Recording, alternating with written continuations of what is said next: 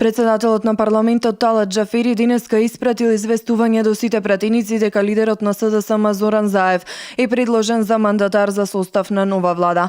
Почнаа да течат уставните рокови според кои лидерот на СДСМ треба да состави влада. Според уставот има 20 дена, но Заев по добивањето на мандатот изјави дека очекува тоа да се случи многу порано. Од СДСМ најавија преговори со ДУИ, БЕСА и Алијанса за албанците. Според информациите кои доаѓаат од партиите се уште е неизвестно колку пратеници ќе брои новото парламентарно мнозинство. БЕСА се уште се двоуми дали да биде дел од владата. Партијата не го поддржа ниту изборот на Талат Џафери за председател на собранието.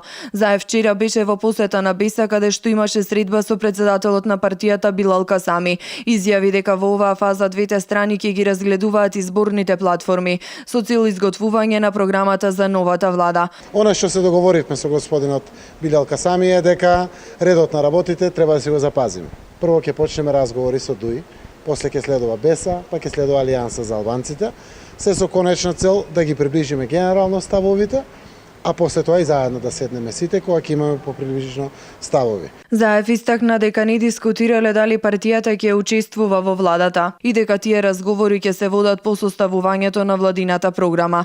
Влегувањето на БЕСА во новата влада всушност е најнеизвестно, со оглед на тоа дека нивните позиции досега беа дека тие даваат поддршка за Заев да го земе мандатот, но дека за влегувањето во влада ќе разговараат. Касами во гостување на телевизија 21 го повтори ставот дека партијата не влегува во влада со политичари кои се под истрага на специјалното јавно обвинителство. Касами посочи и дека точките од декларацијата на албанските партии ќе бидат појдовна точка за преговорите за нова влада. Çfarë garanca çoi zotri Zaev tek presidenti Ivanov? I tha heqim dorë nga deklarata apo nuk është ta mbaroj. Do thon i ka thënë presidenti Ivanov që deklarata e partive politike shqiptare nuk do të jetë pjesë e planit të ardhshëm qeveritar.